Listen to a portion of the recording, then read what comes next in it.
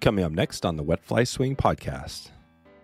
What I have found, Dave, is there's something magical about 10 inches, 9, 10 inches as a general principle. Beyond 10, I think, and 10 inches, most musky anglers would tell you is small. So we're fishing baits that are, 14, 16, they're huge profile, but 10 starts to max out. That was Gord Pyzer describing the perfect size and profile bait for muskie.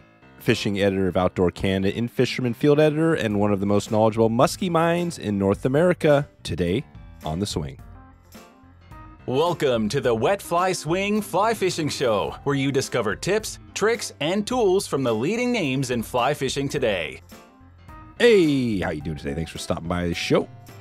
One call to action today, share. If you get a chance, it'd be great if you could share this episode out or a past episode we've done. If you haven't done that in the past or it's been a while, that's a great way to help us grow the show and help another fellow angler grab some tools and resources to have better success on the water. Today's episode is sponsored by Mavrk Fly Fishing. They make the lightest Euro nymphing reel in the world, which makes your rod more sensitive, casting more accurate, and you can hold your dead drifts longer without shoulder burn. Check out Mavrk Fly Fishing Stinger and their other Euro nymph products and support this podcast by heading over to wetflyswing.com/Mavrk right now. That's Mavrk, M-A-V-R-K, wetflyswing.com/Mavrk. Check out the lightest and most unique Euro nymphing reel right now. Before we get started, let's hear from our sponsor. Waters West Fly Fishing Outfitters is your go-to resource for swung fly techniques, two-handed casting, and anadromous fish. Find out why Waters West has built a cult-like following around their fly tying materials and shop, and why they are the go-to resource for OP and beyond. Please head over to wetflyswing.com/waterswest right now and check in with Ed and Kyle and get geared up for your next trip on the water. Gord Pyzer, one of the most well-known researchers and fishermen for muskie, is on the podcast today. Gord takes us into the Lake of the Woods area and some of the great species and fishing this place offers. We get into some big tips on chasing big predators. We get a little background on his on the seminar program that he does around the country and why he's so sought after, and then discover some of his cutting-edge techniques for fishing. Here we go. Gord Pyzer from outdoorcanada.ca. How you doing, Gord? I'm doing great, Dave. Thanks for taking a little time to come on the show and chat about, we're going to dig into muskie, a very popular species for, conventional and fly. I mean, this is a species that I haven't actually caught yet. So I always love going to these episodes because it gives me a little fuel to get me fired up. But we're going to talk about that. We're going to talk about, you are the editor of Outdoor Canada. You've got a lot going on, and you've got a lot of history there on just the species muskie itself. So we're going to dig into there. First, before we get started, take us back to, let's start with fly fishing, because I know you do a little bit of everything. But how did you first get into fly fishing? Then we'll take it into kind of muskie. Interestingly, I probably started fly fishing when I was 5, 6, 7 years old. Our family had a cottage, summer cottage north of Toronto up in the Haliburton Highlands, which are famous actually for brook trout. In fact, Algonquin Park, where I did my master's thesis. That's the furthest south major naturally producing speckled trout. It's a wilderness park, 1.5 million acres. And probably like a lot of the folks, Dave, listening, I grew up doing all the wrong things, like a golfer picking up golf clubs and trying to learn on your own. But that's how I got started, and fishing for speckled trout in the Irondale River and Burnt River in central southern Ontario. And, I loved doing it. And I was a spin fisherman, a bait caster. And, I was as interested in the science of fishing as in fishing, or I guess in fisheries. And it kind of led to my education, University of Guelph, and then I got a master's in resource management. And that led to 31 years working with the Ontario Ministry of Natural Resources in a variety of capacities, including the district manager here in Kenora on Lake of the Woods, which is one of the largest lakes in the world, probably the best musky fishery in the world, not coincidentally. And we did a lot of very, very cool things here from a fisheries assessment perspective, monitoring uh, both muskies, and Lake of the Woods is probably the most famous lake for walleye and smallmouth. So, all over the map. My education got me interested in writing about the fish. And one of the things, Dave, I've always found is anglers are really, really keen about, I'd be out with folks and they'd catch a nice fish. It could be a speckled trout or a splake, musky bass, whatever. And they'd always say things, or often would say things, "How old do you think that fish is?" And then you'd say things like, a smallmouth bass, believe it or not, and they'll live here in our neck of the woods to about 20, 22, 24 years. Hmm. They return and spawn on the same rock they were hatched. And you go, how in the world can a fish, and, as anglers, you and I, we like to talk about fish having brains the size of a pea. But you tell me how a smallmouth bass returns to the same rock in a 1,000,000-acre lake that it was hatched on. How does it do that? We don't know, to be honest. We think it's GPS guided. We think smallmouth are not unlike salmon. And we did some experimental work here on the lake, our fisheries assessment unit, and we radio tracked them. We moved them. We wanted to see what happens under tournament conditions. Bass tournaments are hugely popular now. But what happens when anglers move fish? And smallmouth, being such territorial homebodies, believe it or not, Dave, when we moved them many, many miles, they will do everything in their power to find home. And to the point that, and again, not to be controversial, I guess, but in the fall, anglers, bass anglers in particular, like to live well. They might live well their five biggest fish, and then at the end of the day, hold them up for a hero shot, and then post it on social media and say, "We let everything go." The reality is they probably killed 50% of those fish, because in the fall, smallmouth also home to very specific wintering areas. And if you catch them in October, November, instead of feeding up for the winter starvation period over winter, they will do everything in their power to find home. And so they're not eating, they're looking for home. And they go into the winter period very malnourished. And what we discovered, both ourselves and we replicated Dr. Mark Ridgway's work, 50% of those fish have died of starvation the next spring. So, anyway, it's a long way of saying, anglers, when I was fishing with them, would say, "How old is that fish?" And are you telling me a male muskie never gets bigger than 40 inches and they're only females? And so you get enough of those questions that it was fun then writing from a writing perspective, kind of taking a little bit of the science approach and melding it. And a very good friend of mine is Dr. John Casselman. And John, he's a former colleague. John headed up our aquatic research section here in Ontario. And John's now he's retired, a professor emeritus at Queen's University. And John said, I love dealing with anglers from a research perspective because what they see is really, really intriguing and interesting. But the other interesting thing is what they attribute why they catch fish is usually wrong. Oh, really? But their observations are correct. And John said, I love dealing with anglers because I'm not dealing with paper fish. I'm dealing with real fish. But it's intriguing that the reasons we as anglers, why that trout hit our bait or why the muskie followed in, the reasons we say those things are usually wrong. Yeah, right. That's cool. And so I wanted The musky, you got me thinking here because I had a couple questions for you on that. I think we're going to talk a little bit about some of the fishing here, but let's just start with that with musky. I know I heard you talking about how the figure eight, right? The figure eight versus the casting is really important. Has that changed over time, or why is the figure eight so important versus, say, making the cast out there and stripping in or doing whatever you do?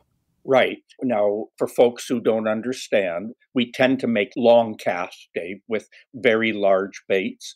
And muskies they seem to be extremely curious. Musky anglers use the word intelligent and smart, and that is totally wrong.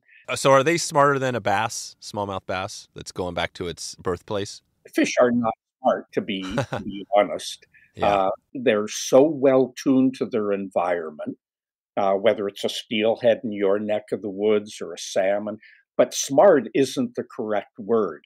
And one of the things that fascinates me about muskies is because the baits we use are so large. Really, there's only one way often you can present most of them. And they're heavy. We're throwing 12, 16-ounce, 19-ounce baits. And really, a straight retrieve, and for sure the lures have some built-in action. But what it tends to do, the fish pull in behind them and they're curious and they follow into the side of the boat. And what we're always doing is looking behind our baits, looking below. And then all of a sudden you'll spot a 48, 50, 52-inch fish. So you're seeing a 4.5, 5-inch, 30, 40, 42-pound muskie pull in behind your bait, and it follows. And it's got its nose, 3, 4, 5 inches behind your fly or your lure. And then what you do at the side of the boat, you go into what we call a figure eight. And in effect, you're tracing a figure eight at the side of the boat. And the muskie will follow. And usually on that outside turn, when you've got your rod extended, they'll lunge and they'll eat your bait. What we will say, Dave, is, wow, these things are so smart. They're following our bait in. They're looking for negative clues. They're looking at it. Are you kidding me? It's got 3 giant hooks on it. It's got half a pound of tinsel. It's got 2 spinners that look like hubcaps. It's not looking for negative cues. It's looking for positive cues. And the positive cue is when all of a sudden we make it speed up, go erratic, go in circles. They go, oh my God, this thing's alive. It is worth eating. And there's a Canadian fly fisherman. He lives in New Zealand now. Oh boy, and his name escapes me. And he was the one that really focused on this. He makes many, many of his flies out of snowshoe rabbit, the hair between the feet of a snowshoe rabbit. And he was the one that really popularized this, that trout aren't looking at our dry flies or our baits looking for negative cues. They're looking for positive. And it's true whether it's a muskie, a smallmouth bass. And that's the reason the fish follow. And it's also the reason we catch them on a figure eight. Right. Okay. So are they looking for more of something that tells them like, hey, that's a live fish, or more like that's a wounded fish, or what's the cue they're looking for? Precisely. They're looking for something that says this is alive and this is worth eating. So they pull in behind your big number 10, double number 10, double number 13. We're even throwing now inline spinners. And it's got all this wavy tinsel coming behind it, pulsating. And it pulls in saying, this looks intriguing, but I wonder, is it real? Should I eat it? But all of a sudden, then you go into a figure eight. It makes that 90-degree turn. It comes up to the surface, and they go, oh my God, it is real. I got to eat. And they lunge and they eat it. But of course, as anglers, we're saying, oh boy, is this fish ever smart? It's following and it's not eating. It's looking over my bait, looking for. Dave, I know some anglers, when you tie your line on, they'll clip the tag very, very short bait. And they're going, oh, I don't want that fish to see. And you go, you don't want the fish to see a tag end, but you're throwing a bait with 3 giant hooks on it, half a pound of tinsel. Yeah, that's the same. Yeah, I mean, steelhead's the same way. Like, yeah, I don't worry about the tag ends too much because it's, Exactly. yeah, cool. Well, this is good. I mean, I think that there is a lot of fishing questions, I'm going to have, but I am interested in, like, you've done a lot of work. Maybe we could go back to your work. Talk about, you had this year, all these years of working and studying these fish. What did your work look like around muskie? Can you take us there and some of the stuff you worked on over your time? Yeah, and this you'll be fascinated, especially from the trout perspective. We have found, and this is principally the work of John Casselman, Dr. Casselman, who I mentioned earlier, but we have found, Dave, if we were 7%, remember that now, 7% more successful on release. So if the fish that we released, 7% better success in terms of survivability, we would double the population of muskies in the lake. Oh, wow. And you go, now, wait a sec, 7%, it doesn't make sense. But again, you've got to look at it through the way an insurance agent would, or company, in terms of actuarial tables. The fish that we're talking about, these are already mature fish. So these are the 1 in 100,000 or 1 in a million that have survived. Their cohorts have all died. So these are already the survivors. And if we could get a 7% increase in survivability of those big fish, and a female muskie, only the females generally get bigger than 40 inches. Our minimum size here on Lake of the Woods, and our minimum size on most of the really quality muskie lakes here in Ontario, is 54 inches. So we're talking about mothers and grandmothers in the fish world. If you could have a 7% survivability increase, you'd almost double the population of fish in the lake. Wow. That is, and I'm glad you mentioned that, because that has been a struggle with the muskie, right? There's been ups and downs. Maybe we can go broad here too, because I've got all sorts of questions about muskie, right? I mean, they're spread out throughout the country, throughout both countries, right? And around the world. Can you give us a big primer on muskie? Like, where are they native? Are they kind of spread everywhere now? Have they been planted kind of everywhere? They've certainly been transplanted around North America. The heartland, of course, was the Great Lakes, Ontario, New York, Minnesota, Wisconsin. So the area kind of gravitating out from the Great Lakes, that was the heartland. But today they've been cultured and stocked as far south, actually, as there's some excellent populations in West Virginia, as far south as West Virginia. And of course, when you get into Minnesota, Mille Lacs Lake, Lake Vermilion, and then all through Ontario.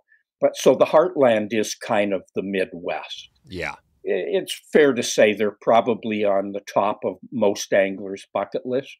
Never plentiful, Dave. Even in a lake where there's a lot, there's not very many. Very territorial. So, and that's part of their problem, if you will. So a big female muskie might pull into a small spawning bay, and she will try and own that bay, if you will.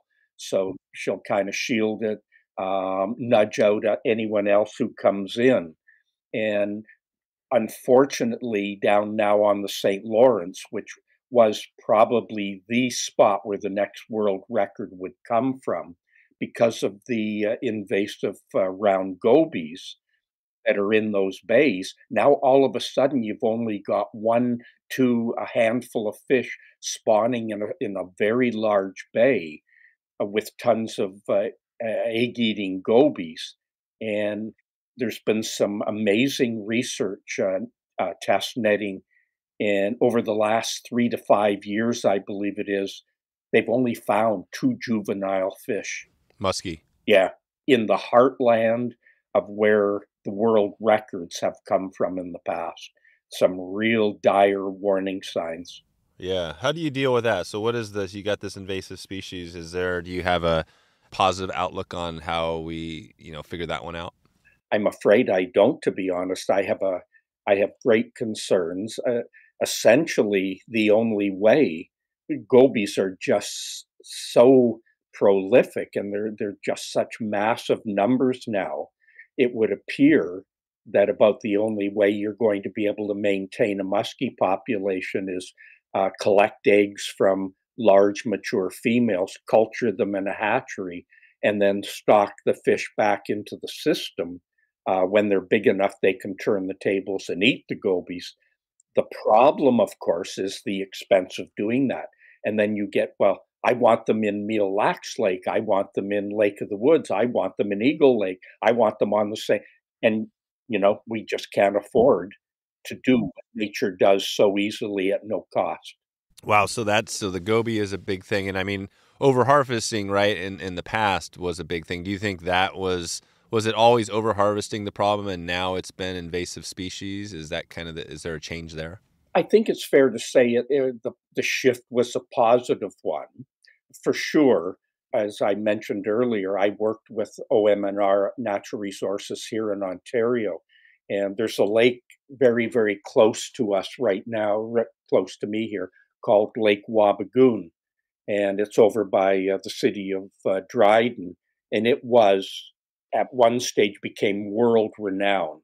All of a sudden, the word got out, and it's like fisheries everywhere. Oh my gosh, Wabigoon's the spot to go, and it was amazing. The anglers came from all over the world, essentially, to fish on Wabigoon to catch one of the giant muskies that were in the lake. But as I mentioned earlier, there are never a lot of them. It takes a long time for them to get to the size that becomes trophy. So many muskies were harvested in Lake Wabigoon that John Casselman, Dr. Casselman, and a fellow working on his PhD at the time, Bernie LeBeau, they were afraid there were so few fish in the lake left that they would not find themselves in the spring in order to spawn. And that's the level we can take over harvest to. Dave, we have become very, very good as anglers now. You know this, the technology we have, whether we're fly fishing for steelhead or drifting egg sacs or beads or whatever. I can remember, I'm old enough, I remember before sonar, before the red box, the green box came. And we would spend 8 hours a day looking. And if we were lucky, an hour catching. Today, we do not start fishing until we know there are fish below us. And so it's 8 hours of fishing. And this worries me a little bit. You hear so many anglers saying today the fishing has never been better. And I would say the catching has never been better, but there are no more fish.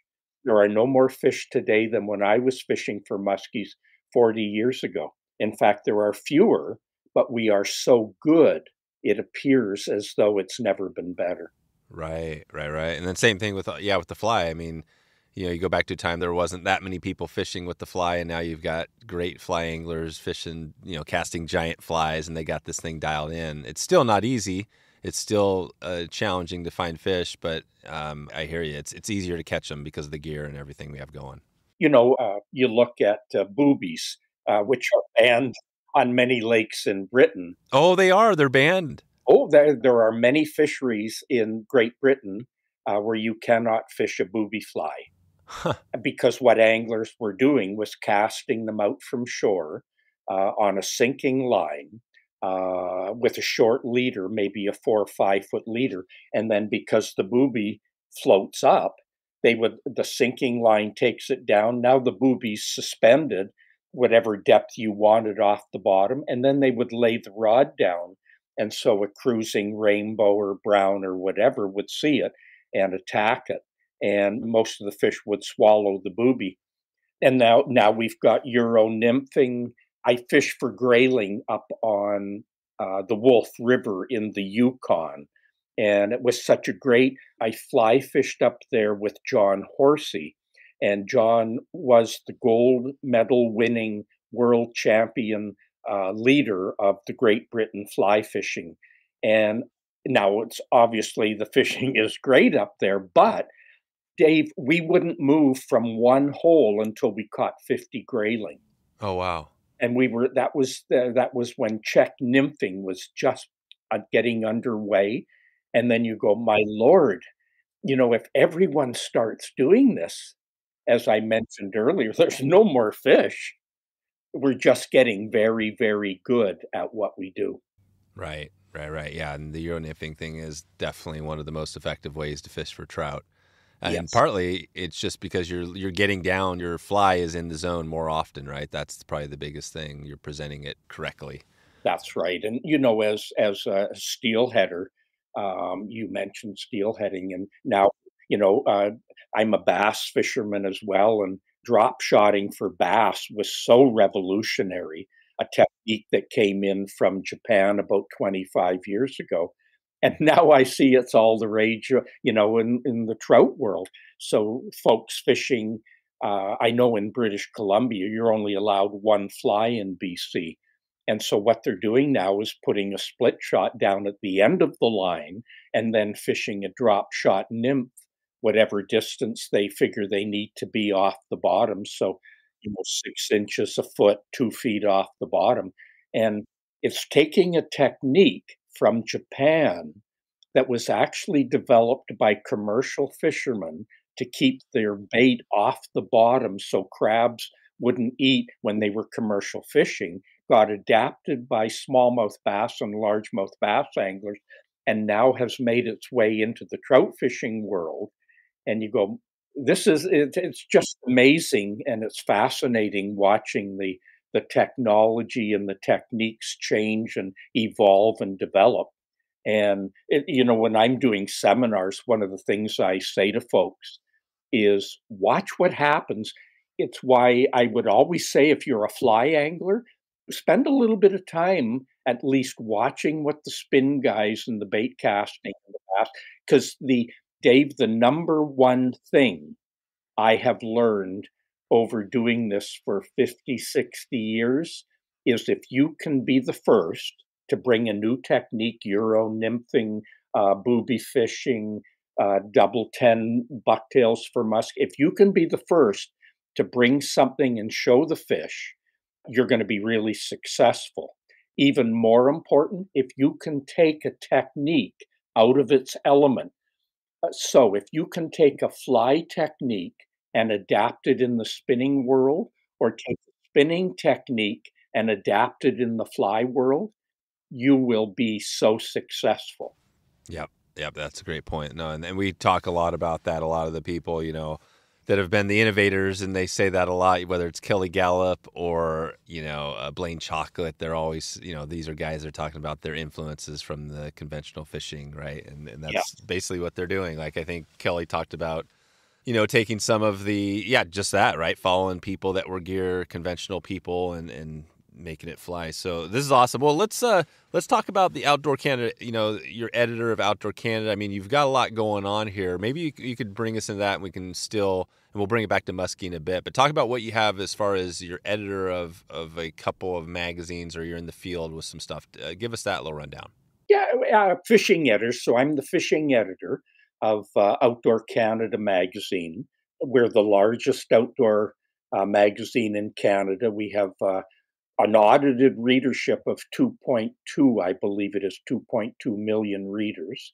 And we're bi-monthly, so every 2 months, the big spring fishing edition, and then the spring edition typically focuses on trout. The summer editions are more smallmouth, musky, and of course, then in the fall, we're heavily into the hunting side of things as well. Moose, deer, bear, and we cover from British Columbia to, I've been bluefin tuna fishing off Prince Edward Island. Got a 950, a 900, and a 850 bluefin tuna. So yeah, we covered the field. We're, believe it or not, amongst kind of the males, I believe it's something like 19 to 35 age group, that outdoor age group. We're the second most read magazine by that age group in the country. So yeah, we focus on hunting, fishing, camping, outdoors. And then in the US, I'm the field editor with In-Fisherman magazine. And most folks will know In-Fisherman as it's kind of the magazine that's most the avid guys tend to gravitate towards. It's not something maybe that the newcomer might be, but it's be reading. And In-Fisherman magazine, the company that used to own those, also owns the Sportsman's Channel. So, I used to co-host the In-Fisherman ice fishing winter series television. They're into 25 million homes, potential audience of 125 million viewers in North America. In-Fisherman television, radio, the magazines. So that keeps me. And then my buddy Bob Azumi, Bob had the most watched television show in Canada, The Real Fishing Show, and he and I had a nationally syndicated radio show for 32 years that was syndicated across the country. So it's kept me busy. Yeah, you've been busy. When did the Outdoor Canada, when did that become? Like, when did you get into all the right? Have you been doing this for a long time? I have, Dave. Believe it or not, I started in the magazine just celebrated its 50th anniversary. So the 50th anniversary was the 2023 series, and all season long we ran the 50 top fishing tips, 50 greatest fishing spots in Canada. And if folks want to read any of those, the magazine usually puts the features and the columns online afterwards. Folks want to look at any one of those, just go to outdoorcanada.ca, and I write a blog 3 times a month for the magazine. And then all of those things that we've just talked about, the features and the columns, usually about 6 months, 3 months later, get put up online so folks can go and watch those.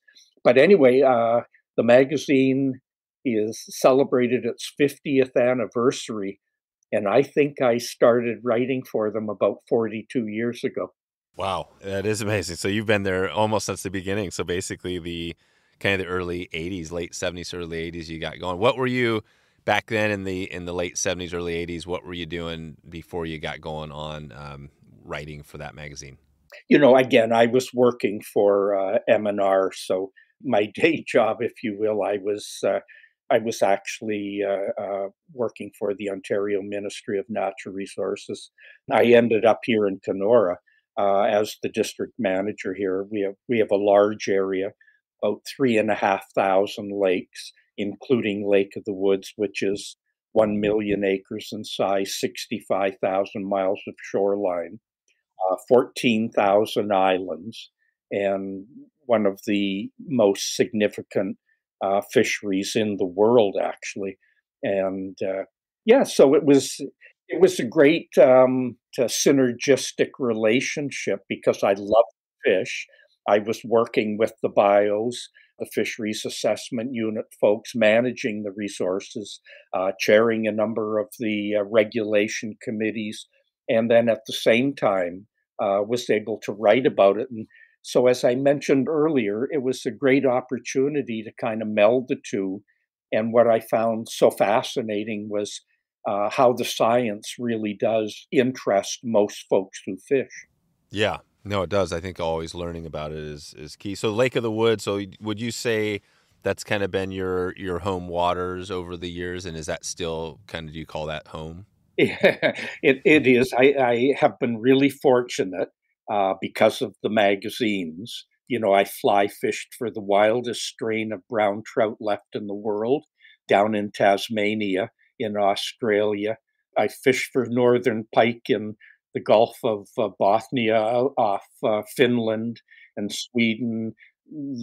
So I've been all over the world, but Lake of the Woods is, when my time is up, that's where my grandson's going to spread my ashes. Right, that's it, Lake of the Woods, and it does look unique. I haven't been out there, but how is Lake of the Woods? I mean, what makes it so unique? Is it all of the shoreline, the islands? Like if you compare it to say one of the, because right across you got the Great Lakes, right? Not too far away, you got a bunch of even bigger water bodies. What makes Lake of the Woods so unique?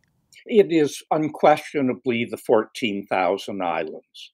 So if you can just, folks listening, they imagine kind of the northern Ontario or northern Canada, and your first images is of pine and spruce studded islands, 300-year-old, 400-year-old red and white pines, the loons calling in the morning, bears swimming from island to island, deer on them.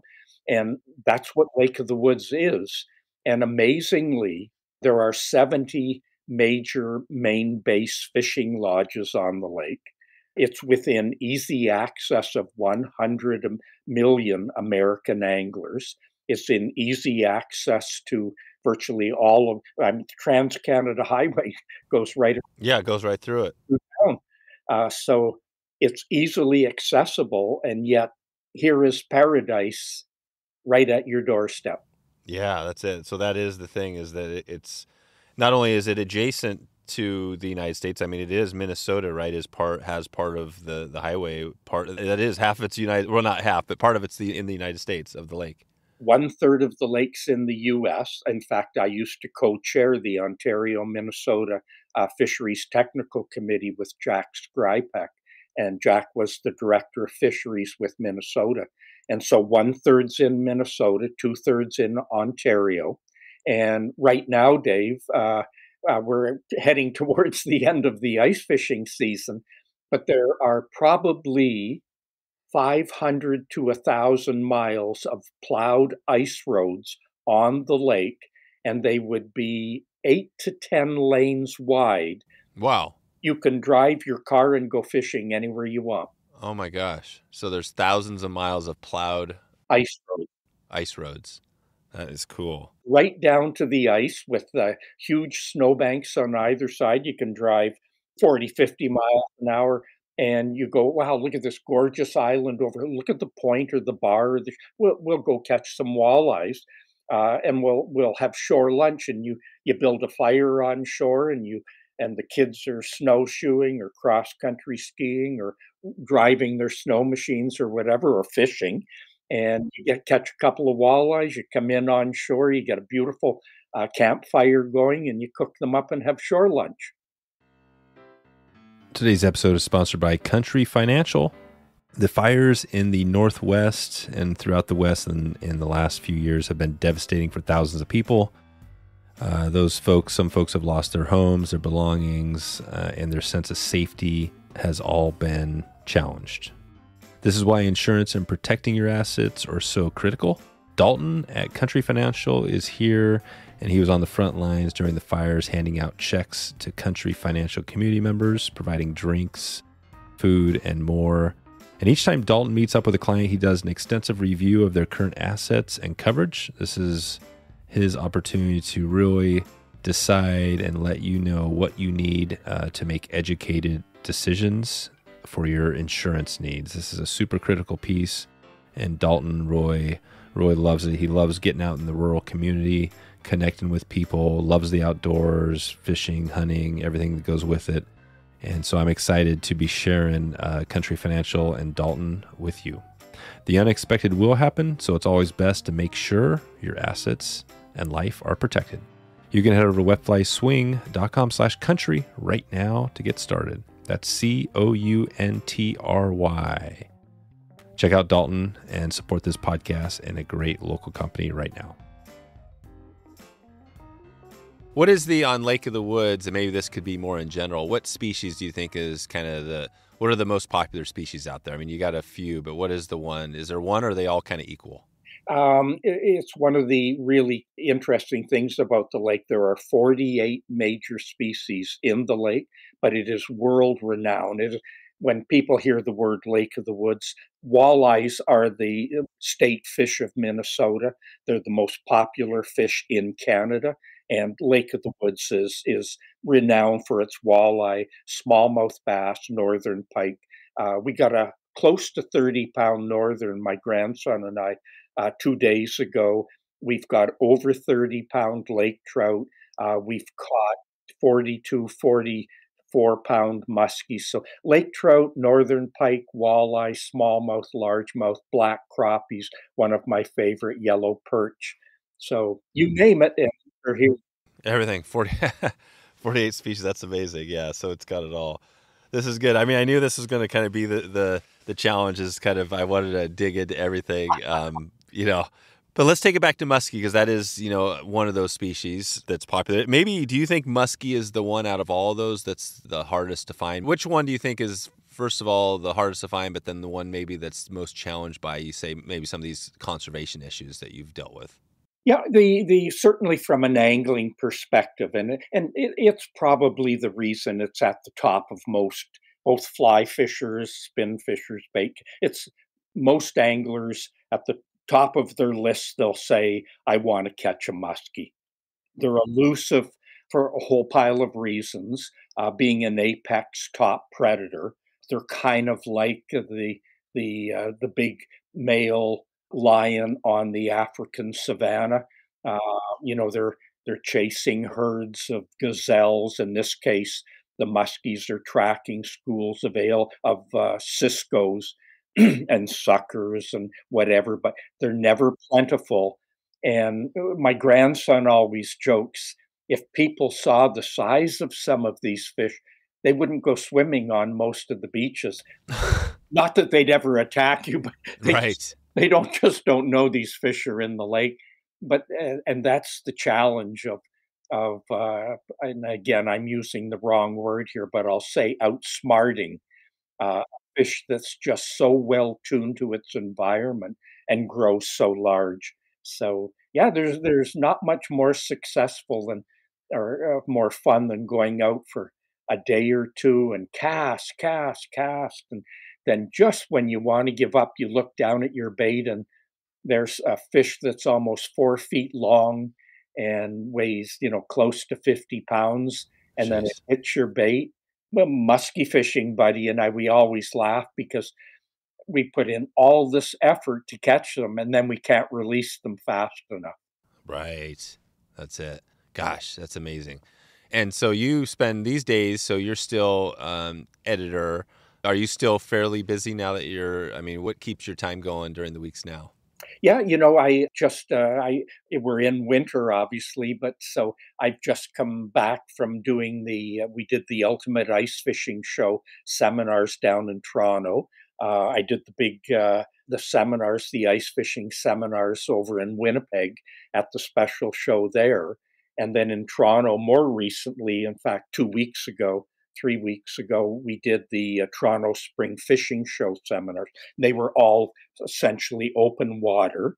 And believe it or not, Dave, the huge attraction there is what's called Musky Sunday. And it coincides with the annual general meeting of Muskies Canada. So all the clubs in Ontario from North Bay, Ottawa, some of the clubs, I think, from Montreal, Toronto, London, wherever, and they were all at the show. So we did a seminar on Musky Sunday. There were probably close to 1,000 folks that came and sat in for that seminar in the auditorium.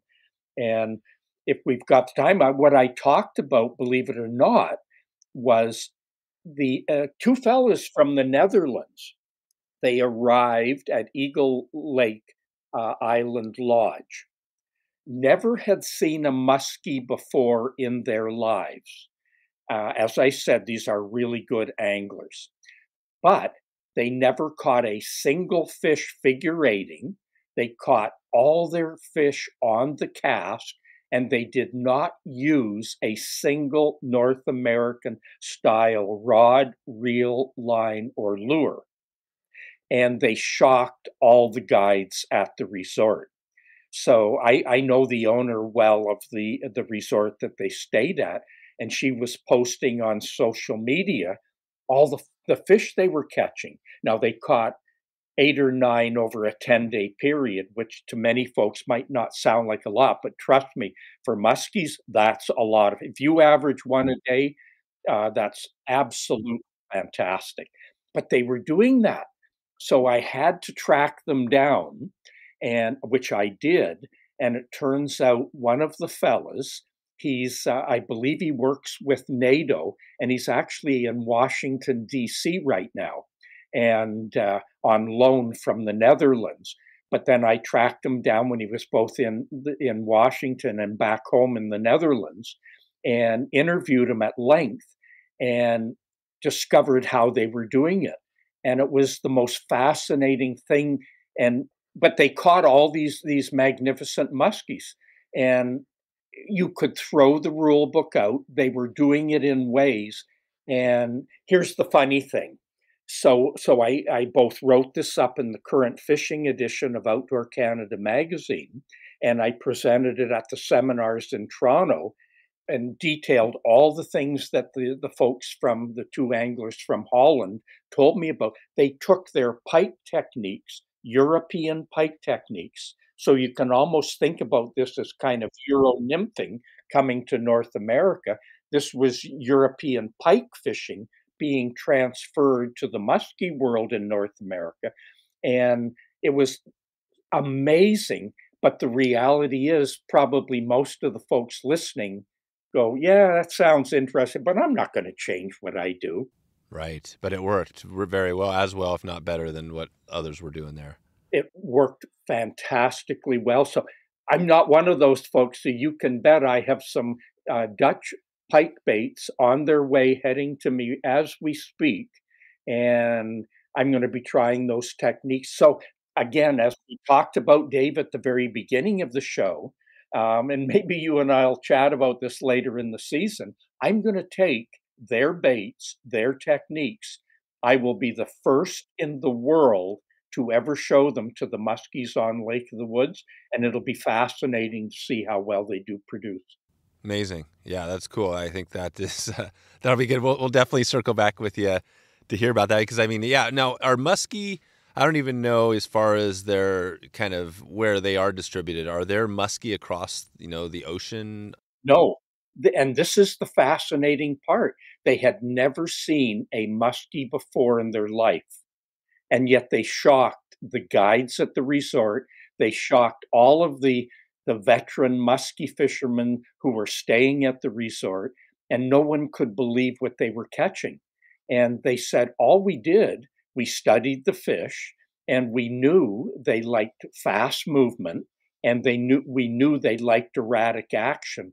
But Arjun, the ringleader, if you will, he said, I wasn't going to throw 16-ounce baits all day. They're heavy. And I wasn't going to figure eight after every cast. He said, so I figured I would take our pike techniques, our pike rods, reels, lures, but present them in ways that I saw the local muskie, and they shocked everyone. Huh. How similar are muskie to pike? Very same family.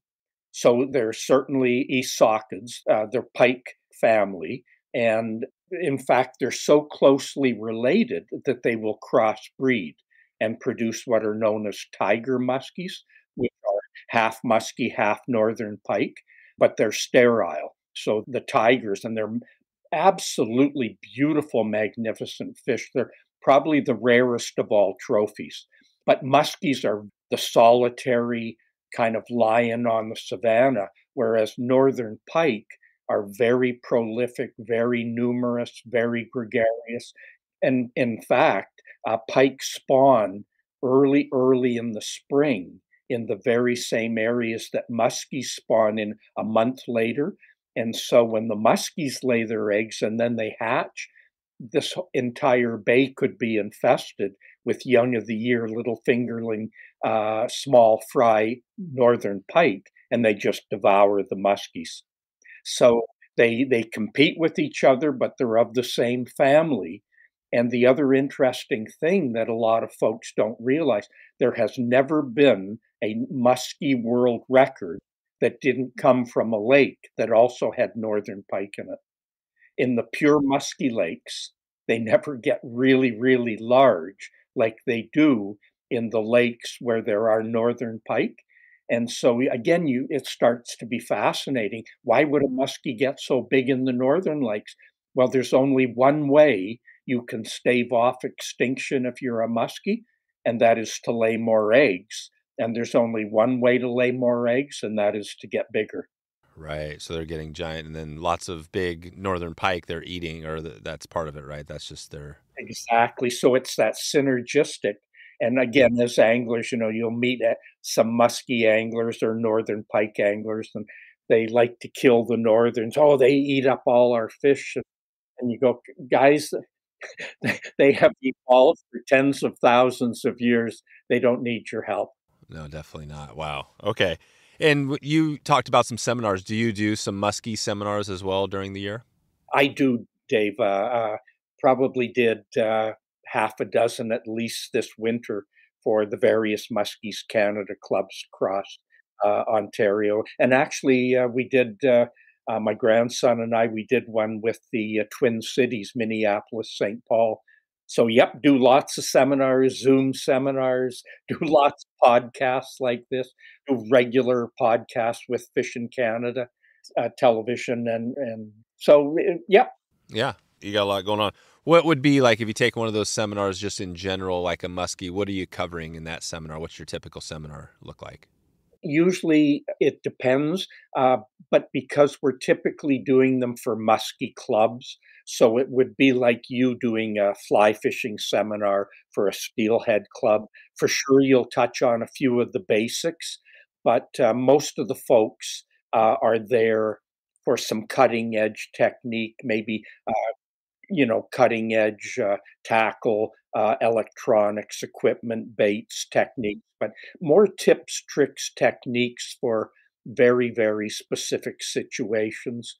How to beat the wind or how to play Langmuir currents when you see the white foam lines set up in wind. They can be absolutely magnificent for muskies. Because wind doesn't go across the lake like everyone thinks it does. It actually turns like a turbine. And that's why the foam gets every 10, 15 feet apart. Totally different than the way we imagine wind going across. And when that hits a good musky structure, it turns them on like nothing. Nice.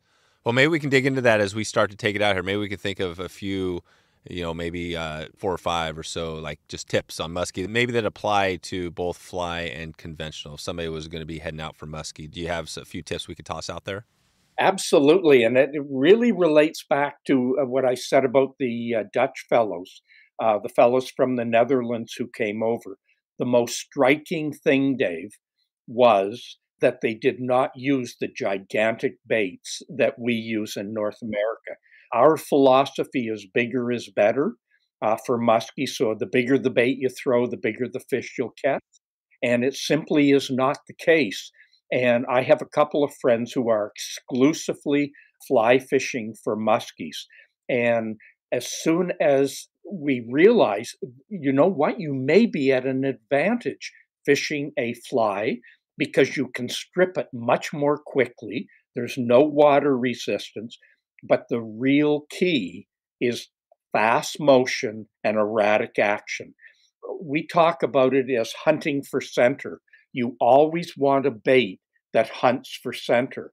And what hunting for center is, if you throw a traditional lure out and so it wobbles through the water. If it wobbles through the water, it's coming through. But if it all of a sudden veers off to one side, maybe the right or the left, and then swings back into center, and then as you continue reeling it quickly and working it, it veers off to the left and then comes back to the center. It's not an out of tune crankbait. It's a bait that hunts for center, off to the right, back to center, off to the left, back to center. And then you increase the speed, you will be much, much more successful than going bigger. And so a fly may be the absolute ideal. Yeah, that's perfect. What would be like just as far as size of, say, fly, or I guess you talk about, a crankbait or something like that. What would be a really large, and then what would be more of, you say, in the sweet spot? That's really, it's one of the things I also talked about. What I have found, Dave, is there's something magical about 10 inches, 9, 10 inches, as a general principle. Beyond 10, I think, and 10 inches, most musky anglers would tell you is small. So we're fishing baits that are you know, 14, 16. They're huge Wow. profile, but 10 starts to max out.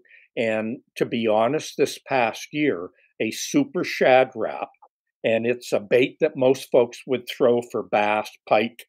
It was by far our number one producing musky bait. It comes in at about 7, 8 inches, and that is where we're going to concentrate this year. Instead of 10, we're going to drop down to 7, 8, and we're going to pick up the speed and be far more erratic. If you can make your bait react in ways that even you can't control, if it's going out to the left, out to the right, up, down, but doing it quickly, if it wanders and is so erratic that you can't control the action of the bait, that is the key. Gotcha. But then, like you said, comes back to center every once in a while. Yes. Very cool. God, this is great. So, and that is something that, you hear about as far as the flies that are tied, right? That you tie them, that they do that they kind of, they're not doing the same thing. They're kind of jerking left or right? In fact, I think that's the name of there's some patterns out there, right? Well, what is the jerk bait? Maybe for somebody who doesn't know the conventional gear, what would be some of the top lures that would be used for muskie? Well, jakes and grandma baits. We use a lot of top waters, noisy top waters, prop baits. They're called big, huge props, but super shad wrap in the smaller sizes. We use a huge amount of soft plastics. And when I talk soft plastics, we're talking, again, 10-inch baits with huge paddle tails, rover paddle tails, shadzillas. And these are meant to mimic 12-inch baits. But again, one of the things that I'd come back to is they're so big that you tend to produce them in a very rhythmic, hypnotic, so they come through the water always doing the same thing. Even if you pick up the speed, they're still only wobbling and doing the same thing. And as we get bigger and bigger and bigger, it actually hinders our ability to be fast and erratic. And I would come back to the fly anglers. I honestly believe I have a friend in Southern Ontario, Mike McNaught. He fishes exclusively with a fly. And I honestly believe that if the fly anglers learned as much about muskies as most muskie anglers do, and then translated it to fly fishing, they would put muskie fishing, turn it upside down.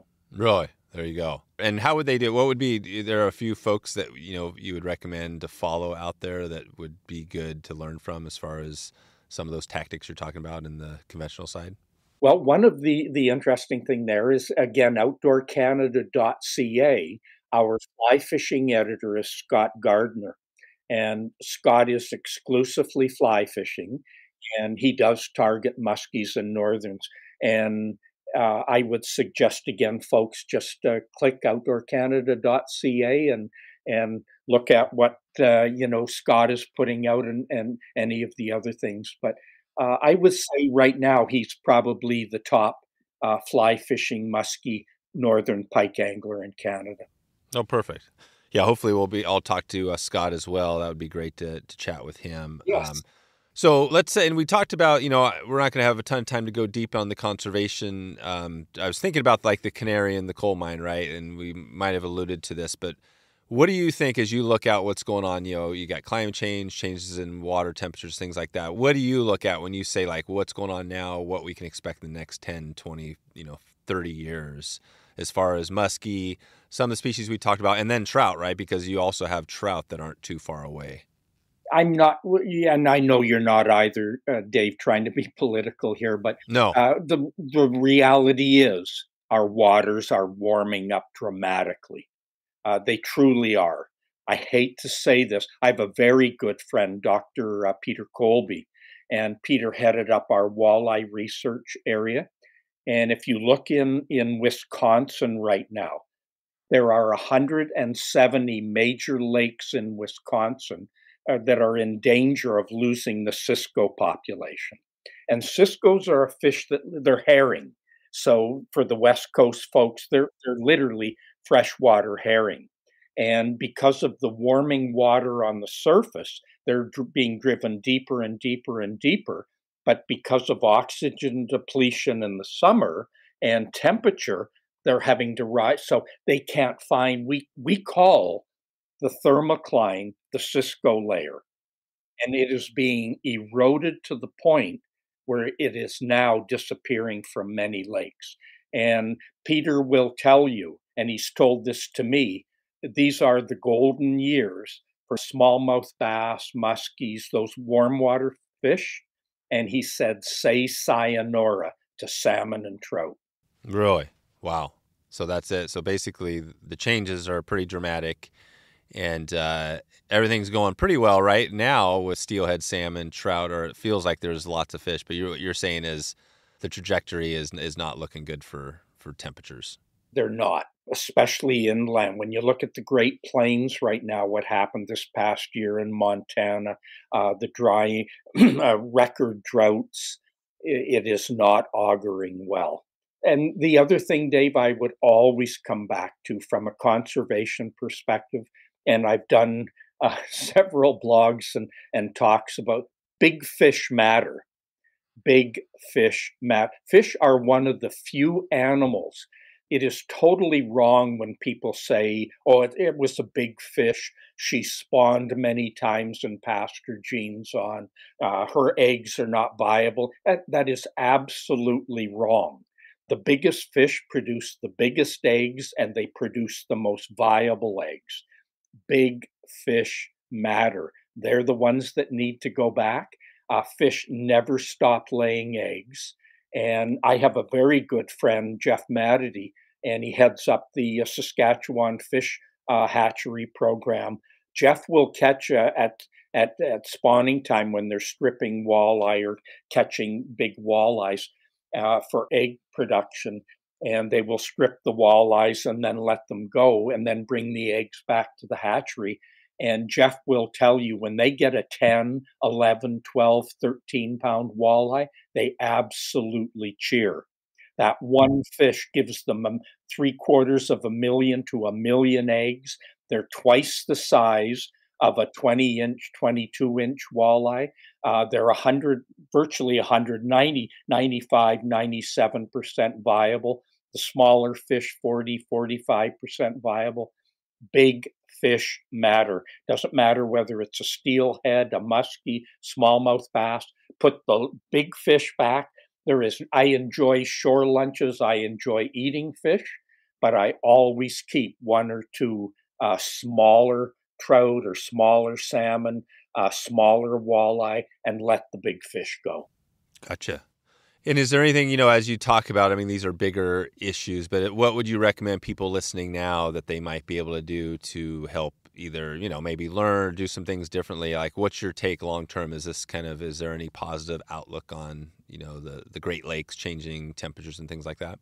One of the things I think I would say is I know there's a lot of bashing of professionals, if you will. And I look back on the Dr. Colbys and the Peter Colby and John Casselman and Bruce Tufts at Queen's University. The stuff they're doing, and these are all fisheries folks, is absolutely incredibly mind-blowing. It is amazing. And you have to say to yourself, at least say this, these folks have not dedicated their life to producing bad fisheries for us. If they're sounding alarms or they're suggesting things, listen to what they're saying and read why they're saying it. They're not trying to produce bad fisheries for us. They're trying to produce the best. Yeah. They've dedicated their whole life to it. So give them the benefit of the doubt, ask them intelligent questions, listen to what they respond. And there's no problem having a disagreement with them, but be courteous about it. And they are, as a general rule, putting our best interest at heart. So be active and listen. That's great advice. And we'll Yeah, I think following Peter or any of the other folks you talked about would be a good start just to stay on top of that. And we'll send everybody out to outdoorcanada.ca, Gord, if they want to follow you. And you've got a lot of information there, right? There's probably lots of these topics we talked about today that people could dig in. What would you recommend if they're heading over there right now to outdoorcanada.ca? They go just search. Just look at my name, Gord Pyzer, P-Y for the U.S. folks, P-Y-Z-E-R. For Canada, P-Y-Z-E-R. Just type that in and you'll find Facebook, Instagram, and I link everything to that social media. So follow me and the other thing I probably get, I hate to say this, 25 to 50 direct messages a day through Facebook or Instagram. But there's nothing more I enjoy more than conversing back and forth, direct messaging to folks. Oh, good. So you'll respond. So if somebody wants to send you a DM, they can connect with you there. Absolutely. Perfect. All right, Gord. Well, this has been a great kind of initial step, for us. I think that you gave us a bunch of people we could follow up with, including you mentioned Scott Gardner. I think would be a great guy to chat with. And until the next one, I just want to say thanks for all the information today and for all the good work you've done over the years. And appreciate what you're doing and looking forward to keeping in touch with you. Well, thank you, Dave. And you scared me. This is the first time I've ever been nervous. Oh, Roy, there you go. Because I saw wet fly swing and I go, oh my God, I'm trying to think now about wet fly swinging flies. Amazing. I got you. So that's great. I always say that, you want to, I think you're better off having a little bit of anxiety going into, you know what I mean? Like, do you ever feel, before we go out of that, I want to hear that because you've done, years, like we said, 40, 50 years of doing this. When you go into your seminars, all this stuff, are you anxious at all there? I have to be honest. I drive my wife crazy because I'm not. We'll go for dinner and I'll go, oh my God, I got to give a seminar in 6 minutes. I don't even know what the topic is. Oh, nice. Yeah, you got it so dialed. You can riff. You can just pretty much riff. There's not too many questions, Dave, I haven't been asked. Yeah. That's right. I know. That's great. Well, we'll definitely be keeping in touch with you, and we'll send everybody else, like we said, out to outdoorcanada.ca. And thanks again, Gord. We'll talk to you soon. Thank you, Dave. There it is. Gord Pyzer, wetflyswing.com/440. 440. You can head over there right now and grab some of the links and show notes, everything we talked about today. And you can check out what Gord has going. I'm sure we're going to have some links out to Outdoor Canada, In-Fisherman, and some of the other great resources, and that is where you got to go. Quick shout out. This will be the last shout out for this build out bonus that we had because it just ended, and tonight, if you're getting this episode live tonight, we're having a Facebook Live where we're announcing the winner, and we typically bring out a few surprises on those events. So even if you didn't enter, you might be able to get a little bonus on that tonight. You can check it out right now. Facebook Live, Wet Fly Swing. You can head over to wetflyswing.com/live. Check it out right now. Quick listener shout out before we get out of here. Mike Zagornis. Say that 3 times really fast right now. And there's actually a T at the start of that last name. So everybody on the count of 3. Ready and go. All right. Mike reached out to us on email. He said, my name is Mike Zagornis. I wanted to make a recommendation on someone who you may be interested in interviewing. His name is Dave Roller. He is a guide in Michigan. He is on the Pere Marquette and also does Muskegon, Manistee rivers. He's a wonderful guide. He's very knowledgeable, very fun to be around. This is cool. Bunch of great stuff here from Mike. I love this, Mike. Thank you for the heads up on Dave Roller. I'm definitely going to reach out to Dave. If Dave, if he's listening, maybe I already have, but this is exciting to get Dave on. I'm excited to put this together for you, Mike. And thanks for the shout out. If you want to get a shout out on this episode and want us to put together an episode for you, you can reach out to me right now, dave@wetflyswing.com. Send me an email and let me know you've been listening to the show, whether you're brand new, been listening to years. I would love to connect with you and give you a shout out on this podcast. Okay, I think I am going to leave it there for tonight. As always, we got some good stuff coming up here. I'm excited to dig into some of our new podcasts we have going. We've been talking about this. You've seen a few of these. We've got Jeff Liskay, who's coming on. He's going to be doing our Great Lakes podcast, and it's just going to be a good year all around. And I hope you have a chance to catch up with me either online or on the water. And I'm going to get out of here. I appreciate you today for stopping in, and I hope you have a good evening, good morning, or good afternoon, wherever in the world you are right now. And I appreciate you for checking in. Thanks for listening to the Wet Fly Swing Fly Fishing Show. For notes and links from this episode, visit wetflyswing.com.